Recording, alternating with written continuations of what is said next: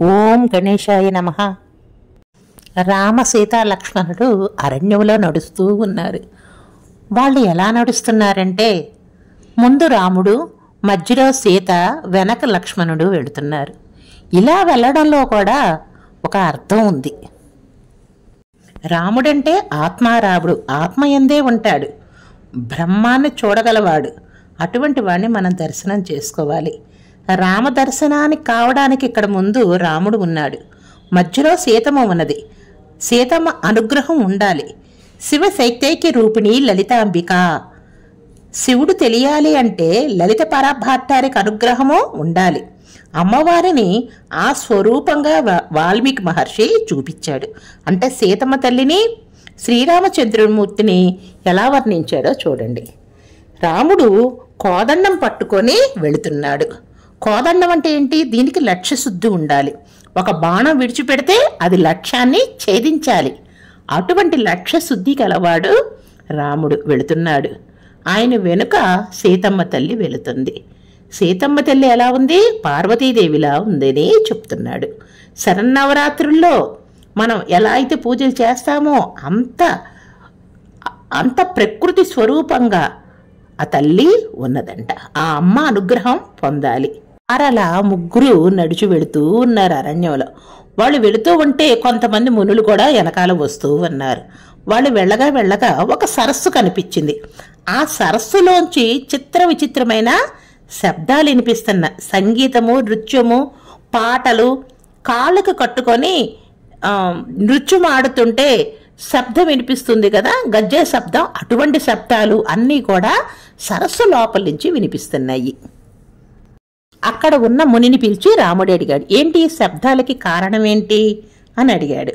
ఈ సరోవరం మామూలుగా ఏర్పడింది కాదు, మాండకర్ణి అనే ఋషి తయారు చేశాడు.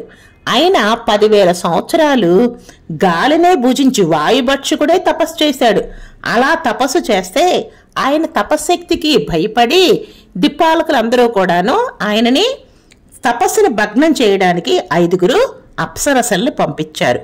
ఈ అప్సరస్సుల తేజస్సుకి మాండకర్ణి వసుడైపోయాడు. ఆయన ఈ పెద్ద సరస్సుని నిర్మించి ఆ సరస్సు లోపల అంతఃపురాన్ని నిర్మించాడు. ఈ అప్సరస్సులతో కలిసి ఈ సరస్సు లోపలున్న అంతఃపురంలో ఉన్నాడు. ఆయన సంగీతం, పాటలు వింటున్నాడు, నృత్యాలు చేస్తున్నాడు, వాళ్ళతో ఉన్నాడు. ఈ రామ అందుకనే ఆ లోపల ఉన్న శబ్దాలు మనకి వినిపిస్తాయి అని చెప్పాడు. అలా 10 సంవత్సరాలు గడిచిపోయినాయి. రాముల వారు అగస్త్య మహర్షి ఆశ్రమం చూడాలని అగస్త్య మహర్షి ఆశ్రమం గురించి కనుక్కోవడం మొదలుపెట్టారు. దానికి మహర్షులు అక్కడ వాళ్ళు, మేమే ఈ మాట అందాం అనుకున్నాం, అగస్త్య మహర్షి ఆశ్రమానికి వెళ్ళమని మీరే అడిగారు, చాలా సంతోషం, నేను దారి చూపిస్తాను పదమన్నారు. అలా ప్రయాణం చేసి అగస్త్య ఆశ్రమానికి వెళ్ళారు. మనం అగస్త్య మహర్షి గురించి చెప్పుకుందాం. మనం ఇప్పుడు ఈ కాలంలో కలియుగంలో బ్రాహ్మణులు మాంసం తినరు, అది తప్పు. మాంసానికి బదులుగా గారెలు తింటాం. కానీ ఆ కాలంలో త్రేతాయుగంలో బ్రాహ్మణులు మాంసం భుజించేవాళ్ళు. ఎల్వలుడు అనేవాడు ఉండేవాడు. అతను బ్రాహ్మణులు తినటం మొదలుపెట్టాడు.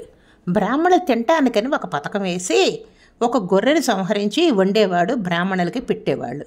పెట్టిన తర్వాత వాతాపి రా అని పిలిచేవాడు. ఆ మాటకి బ్రాహ్మణ కడుపులో మాంసంలో ఉన్న వాతాపి గొర్రె రూపంలోకి బ్రాహ్మణులు కడుపు చీల్చుకొని బయటకు వచ్చేవాళ్ళు. ఆ బ్రాహ్మణులు కాస్త చనిపోయేవాళ్ళు, వాళ్ళని వీళ్ళు తినేసేవాళ్ళు. మళ్ళీ అలాగే అందరినీ కూడా చేయడం మొదలుపెట్టాడు. అగస్త్య మహర్షి ఒకసారి అటు వెళ్తూ ఉన్నాడు. అగస్త్య మహర్షిని చూసి అగస్త్య మహర్షిని కూడా భోజనానికి పిలిచాడు. కానీ ఇతను త్రికాలవేది, తపశ్శక్తి గలవాడు. వారి ఉద్దేశాన్ని కనిపెట్టాడు. భోజనానికి వెళ్ళాడు. వడ్డించిన మాంసాన్ని తినేసి నిశ్శబ్దంగా కడుపు మీద చెయ్యేసుకొని జీర్ణం జీర్ణం వాతాపి జీర్ణం అనేశాడు. ఇది ఎల్వలుడికి తెలియదు.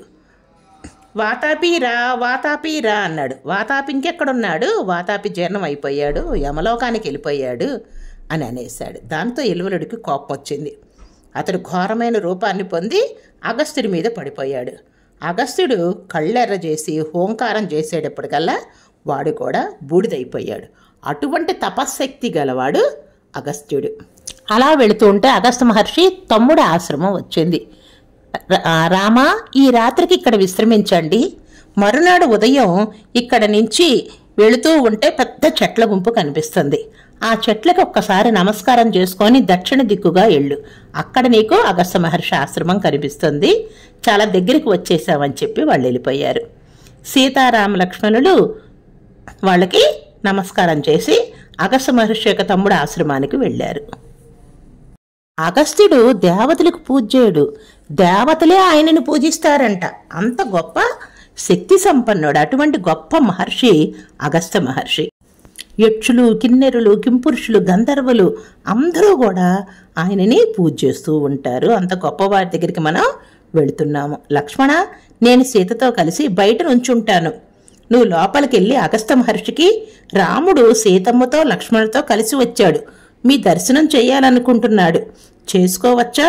మమ్మల్ని అనుగ్రహిస్తారా? మేము లోపలికి రావచ్చా అని అనుమతి తీసుకో అని చెప్పాడు. లక్ష్మణుడు ఆ విషయాన్ని మునికుమారుడికి చెప్పి అగస్త్య మహర్షి అనుజ్ఞ కోసం నుంచున్నాడు.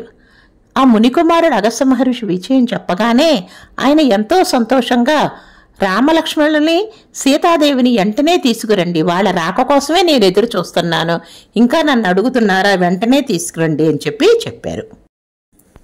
రాములు వారు అగస్త్య మహర్షి పాదాలకి నమస్కరించాడు. అగస్త్య మహర్షి ఆ శక్తితోటి, తపశ్శక్తితోటి సూర్యుడిలాగా వెలిగిపోతూ ఉన్నాడు. సీతాలక్ష్మణులు అంజలి ఘటిస్తూ నిలబడిపోయారు. రాముని తేజస్సు చూసి అగస్త్యుడు కూడా విస్మితుడైపోయాడు. రాముడు వానప్రస్థాశ్రమంలో ఉన్నాడు కనుక ఆయనకు పెట్టవలసిన భోజనమే పెట్టాడు. అంటే ఏ భోజనమని? పూర్తిగా శాకాహారం, పాలు, పళ్ళు అటువంటివి మాట.